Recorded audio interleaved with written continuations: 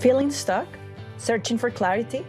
Welcome to Life in HD with me, Natalia, a podcast about clarity, self-discovery, and embracing the unique way your brain works. I'm a life coach who was late diagnosed with ADHD. Ever since, I've been on a mission to help others break free from unrealistic expectations and build a life that truly fits them. If you've ever felt overwhelmed, stuck, or like you just don't fit the mold, this is a space for you. Whether you're navigating ADHD, anxiety, or just trying to break free from outdated expectations, with real conversations and practical strategies, I will help you reframe your mindset and build a life that works for you. Let's redefine success, challenge the stigma, and live a life in high definition. Ready? Let's dive in. Hey everybody, I'm Dr. Pat, and I get to take this amazing journey with the one and only Natalia Peña. And the reason that this is important, because she and I had many conversations, and there isn't enough time in this 30-minute show to really give you the details, but she's going to break it down. What it means. Fasten your seatbelt, everybody, because somebody threw something at me this weekend. What does it mean to be neurodivergent? Finally, right. A cool term, Natalia, right? I mean, are you getting the reaction that I get when I work now with younger people about this term, right? It's kind of like, it sounds like Marvel superhero-ish, doesn't it? Yes. I think it was that movie franchise, the Divergent series. Exactly. That started with that word, and everybody was like, ooh, divergent. And now we're saying, oh, I'm not neurodivergent. And then people are like, ooh, what kind of superpower is that? Well, because thank you for bringing that up. Because first of all, that movie had those people feel like they were less than. Yes. Right? That whole movie was about keeping people trapped. And yet the reality was that all of the characters had some fraction of divergent in it, but they weren't looked at as being part of the community. So let's talk about this now, right? We're going to talk about a lot of things, and this show is for understanding. Neither one of us are medical doctors, so I just want to be clear, but we are experienced neurodivergent people. So when we talk about this, we are telling you the truth. Y'all monitoring whatever we're saying today. So let's get in here and understand, what does it mean? What's the meaning? And what is this all about with our wiring? Go for it. Yes. So thank you so much for that introduction. Yeah, we are starting to hear more about neurodiversity and neurodivergence, and I had to go into a sort of chasing a rabbit down the hole to figure out all of this, because when I was diagnosed with ADHD, I had a lot of stereotypical ideas of what being ADHD was. And it was through being part of the community that I started to hear these terms and understanding more. And the moment I did that, I started to even see other people differently. Like you said, there are some people that are looked down or are almost segregated for the way they think or they behave. And understanding neurodiversity allowed me to see that at the end of the day, all humans want three things, which is to feel like they belong, to feel like they're worthy, and that their voice matters. And so if you just defined being normal by having those three, everybody is as a human. Mm-hmm. But there are a lot of differences. And so the term was originally coined by Judy Singer in the 90s. And Judy was trying to differentiate a neurotypical brain from other kinds of brains that had different behaviors and ways of thinking. So she was just saying neuro comes from the brain, and divergent means that it's different than the typical way.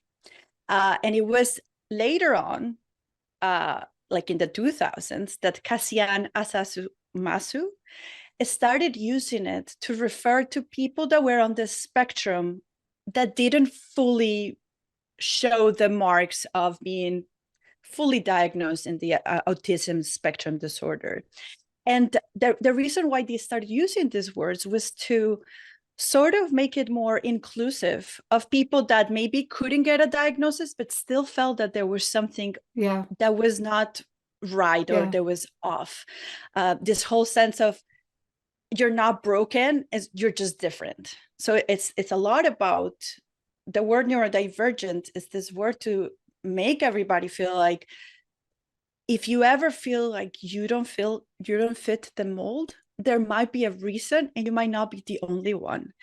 And this all comes down to the way the brain is wired. And the more and more they explore and they do studies, we're starting to explore that just the wiring, the physiological wiring of the brain is different, that there's no such a thing as like a perfect brain or a normal brain. And that also is not something that just started now, but it's been reported for thousands of years.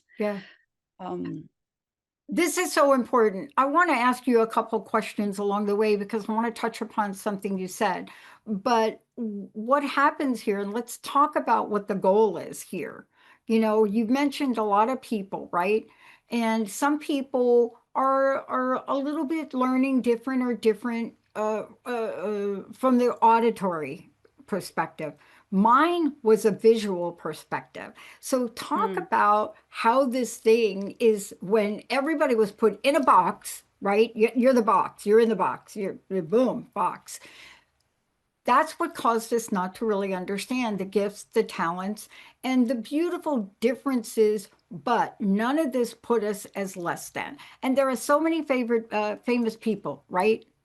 I mean, they talk about some of the top people that have, and now we're looking at them and say, what was going on with that Einstein guy, right? Yes. But let's have you talk about this. Yeah. So the reason I say some people are thinking, oh, now everybody's being diagnosed with ADHD, or everybody, there must be something because now everybody feels like they're on the spectrum. And when you look at history and we start to see how people were described, we could start to easily diagnose many prominent figures. Just to go a bit far in the past, Leonardo da Vinci. They said that he didn't sleep normally, didn't eat normally. Whenever he had a stroke of genius, would become hyper-focused on what he had to study and wouldn't let it go until he figured it out completely. And he tried things with his hands, with his body. When we're listening to this and we say, oh, Leonardo da Vinci, and we say the word, oh, he was a genius.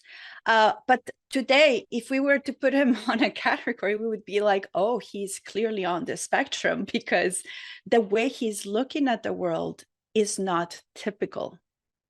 Albert Einstein was another person that was very shy. He had a difficulty keeping organized things. They show pictures of his desk and it was an absolute mess. He didn't care about personal hygiene, like grooming, like taking care of his hair or shaving and things like that. There was a lot of signs of what mattered for him was what he was studying and trying to figure out. And he is believed to have a sense of like another kind of like almost reality of how he came up with all of these things. But his behavior in other senses was odd. But again, because of the amazing things that these people do, it's like almost it gets overshadowed as like, yeah, he was quirky, or he did that because that was at the time. But what we're starting to realize now is that we are all wired differently. And so there are certain things that could have been brought up by nurture, the way you were raised. If you are raised by neurodivergent people, you will have neurodivergent traits. Your environment, the culture. There are some countries that just the way they behave, the things that are okay with we're doing, like being late in a South American country, is regarded as like, oh, it's just a stereotypical trait. But if you were to be late for an appointment, you could be looked upon as like you're irresponsible, or right. So there is all of these things: environment, culture, ethnicity. There's other things like maybe there's cognitive issues. So maybe you had an accident, or where at birth there was complications. Right. So that will also shape and rewire the way your brain is. So I think we're very quick at saying, oh, I know what an autistic person is, or I can tell when someone is ADHD, or they have OCD, or any of the other neurodivergent divergencies. And the reality is that you don't. There is not a look, because what the differences that they are is that there are people that are probably raised in an environment where they're able to cope with certain traits, and then there's the people that don't, and then there's the people that one of the examples that comes to mind is it Stephen Hawking's? Yes. Who had, Right. yes. Yeah, he had it was multiple sclerosis. I don't remember exactly what is that he was. Well, we all know him as being somebody really genius in a wheelchair. I mean, when people, they don't even know, half the people don't know his name, but all when they see a picture of him, they think genius before wheelchair, Yes, right? that's right. And the way that his disease deteriorated him at the end, he could only communicate by blinking through this machine that, I mean, technology has come a long way. But if you think about it, if we didn't have that machine, and we have someone that, because of the disease that was debilitating his muscles, couldn't speak, couldn't communicate, we would, if he had no machine, we would be like, it's done. There's nothing else from this person, right? We would not look at him or hear him. And yet, through this machine, we realized that a person that was paralyzed had still a lot of creativity and thought process. And through a tool, he was able to communicate. So there are many people that you might see them that they have, there's people on the spectrum that have speech impediments, or that they're mute, they're selective mutism, they can't speak. And some people will be like, oh, they're slower, or that's right. Well, that was it's me. hard for them. Yeah, I stuttered. And like, that was like, she just dumb. I'm not kidding. But right? Two things you said I want you to talk about. They're really important. For sure. When I think about what you said, I think about my mom, who ultimately committed suicide. Why? Because she was different and got beat up all the time for it, verbally, abusively, behaviorally. But I know my mom was like me, and absolutely, now what I know about me, we had the same thing going on. But back then, when a woman like my mom talks about a vision she's got about seeing something and owning a store and see, they're like, give her drugs. And that's what they did. So talk about, for us, what you're doing and what you're sharing is so important. We hide. I want to get to the hiding. Yes. The hiding. Now, my mom didn't know she had to hide. She didn't. She was like, I'm like me. But what is this practice when you cannot reconcile the outer world? You do not love yourself anymore. So let's talk about what's going on with this now, because this is big. Yes, it is big. So one thing I want to touch on is that when we say this spectrum, many people sort of see a linear kind of, oh, you're very autistic or a little autistic, very ADHD or a little. There's people that say, I'm a little bit OCD, as if it was a linear thing of how much in the intensity. But a spectrum is like in the light, the color spectrum, it's a wheel. right? Yeah. So there are people that are going to have more of certain things than others. And that's why there are many tests, and they're still trying to make tests even better. And in the past, you would hear people say, oh, they're a savant, or they have Asperger's, or they're gifted, but they have other things. And there was a time where we were saying high functioning people and low functioning people. And in the autistic community, they actually started a new term, which is high masking and low masking. So what you're talking about is masking. So what is masking? Masking is the ability of self-regulate your body to behave in a way that is expected in society. For example, right now, I am masking my sense of like feeling that I'm sitting down without moving, and I'm trying my best not to be doing this. You and me both. That's yeah, why I'm surrounded. I had to put a plant over here, because otherwise look, I don't know what I'm going to be doing. I have a squishy. And if I don't have the squishy, what is going to happen is that you're just going to see my leg do this, and it's going to look like we're in an earthquake in Canada. So masking is necessary in our world, in the sense that I can't just go around screaming whenever I feel like it. Okay, there are certain things where every single person, regardless of their neurodivergence, mask.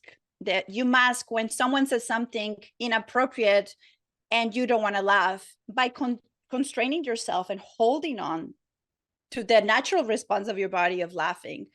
What you're doing is you're masking. So masking in a very like general way is almost like putting off a mask that shows that you're okay, whereas deep inside there might be a whole other turmoil, right? And then unmasking would be having a time to allow yourself to not have that self-control, that inhibition. What we've come to realize, and there's lots of books about this and lots of YouTube, and I would recommend everybody go check unmasking and masking. But what they've come to realize is that there are people that their brain doesn't have what it requires to control and to mask. Okay, so there are people that you will see that will behave in a way that it is odd within the standard of society, and you will recognize it, you will see it, and those are the people that are like, oh, they need to be medicated, right? And sometimes medication does help someone have the capacity of masking, which is ultimately what you're really asking someone when you're taking a medication for ADHD, for example, or for OCD.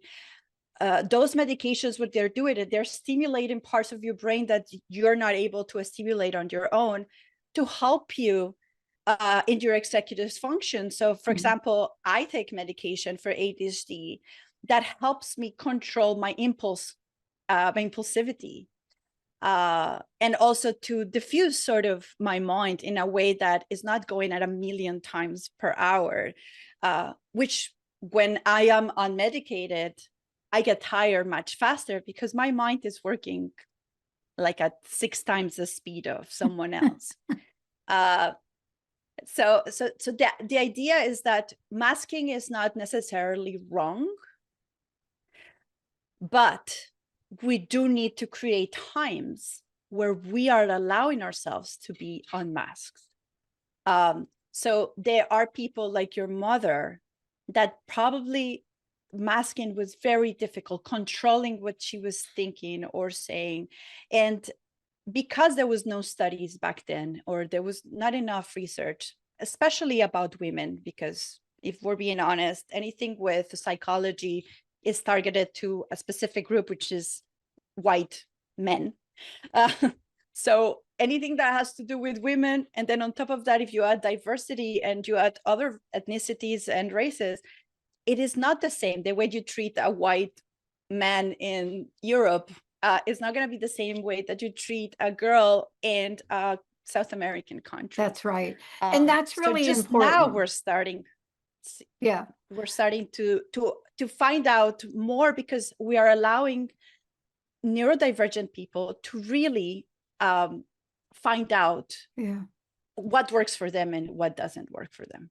This is extremely powerful. Natalia, I want people to know how they work with you, how they find out about you. I mean, you're breaking ground where you live. I mean, you're in the media, the newspaper, the interview, you're breaking ground. You speak so fluently, but you also speak with solution, because what we don't have time to talk about is the roller coaster ride to finding your true self and being that person in the world, right? So how do people find out about you? What's the best way to work with you? Yes, so they can reach me on my website at natalialifecoach.com, or they can reach me on Instagram at Natalia Life in HD.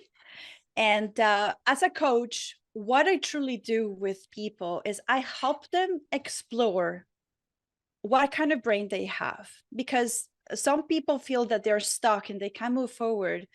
And as a coach, what I help them realize is that sometimes you can't move past something is because you're trying to behave how the system works. But in order for you to be able to know what to mask, you need to know what is that you're not able to do about your life. Or sometimes people think that they have to behave in a neurotypical way, but their brain is not wired in that specific way. And now what we're finding out is, what I would like everybody to that is listening to understand, is it's not about working harder or trying harder.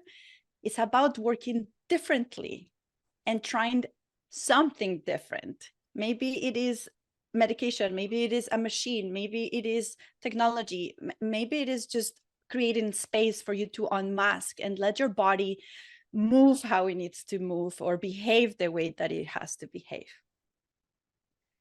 You know, this is the journey. And what you're talking about is we have to be aware of this first. There's an aspect of being in the world where you don't always get to love. It happened to me over the weekend. It really did. And I took something very personally and then I backed off from it.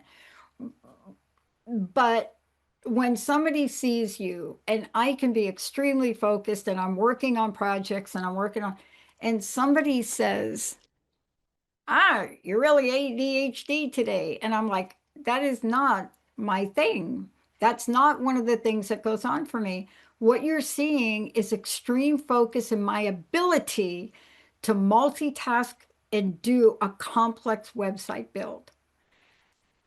But they didn't mean any harm. But you see, it's all about what you're talking about. We're throwing this stuff around. And, you know, and I had a moment where I looked at them and I said, do you think somebody that's truly the way you think about them can hit a table tennis ball for an hour without missing? Do you really think that? I will leave you with that question, Natalia, right? Because I don't know.